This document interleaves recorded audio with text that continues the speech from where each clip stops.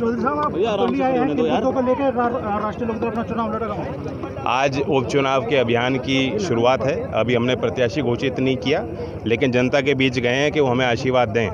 मुजफ्फरनगर और शामली के लोगों ने जिस तरह से पिछले चुनाव में गठबंधन को ताकत दी, पूरी उम्मीद है हमें कि दोबारा हमारे वर्कर के हौसले और हिम्मत को बुलंद करने का काम जनता करेगी।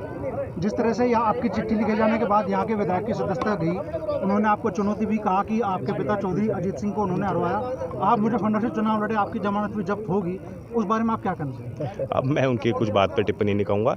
सुमित्रा नंदन पंत एक बड़ी फेमस उनकी कविता है, उन्होंने लिखा कि जैसा बोओगे वैसा पाओगे। तो कर्म सबके अच्छे होने चाहिए और इस देश में संविधान है, नियम कायदे कानून है। जिस कोर्ट ने उनके खिलाफ कार्रवाई की है, उनको दंड दिया है, अब उस फैसले पे कोई सवाल नहीं उठने चाहिए। जयंत जी, अभी तक एमएसपी पर कानून नहीं बनाया, ना ही गन्ने का कोई भुगतान अभी।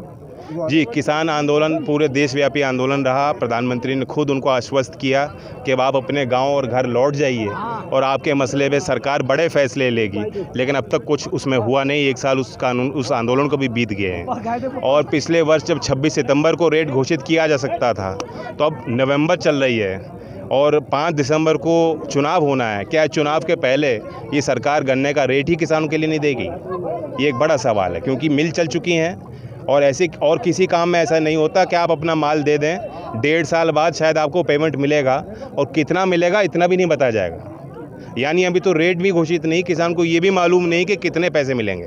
दागी विधायक की ही पत्नी को टिकट दिया जा रहा है भाजपा से। आप गुजरात में भी देख लीजिए, ये चीज़ें परंपराएं हैं, एक संदेश देने के लिए लोगों को कि जो डिस्क्वालीफाई हो गया उसी चीज़ को आगे बढ़ाना चाह रहे हैं। हालांकि उनके घर वालों का कोई दोष नहीं है और विधायक जी के दोष पे अब कोई सवाल प्रश्न चिन्ह नहीं उठता, चूँकि सुप्रीम कोर्ट कोर्ट ने एमपीएमएलए कोर्ट ने उनके विरुद्ध कार्रवाई की है, तो वो तो उनका अधिकार है किसको लड़ाएं।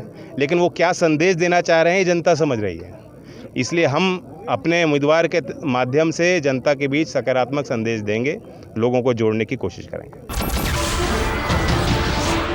नमस्कार, मैं हूं मानक गुप्ता।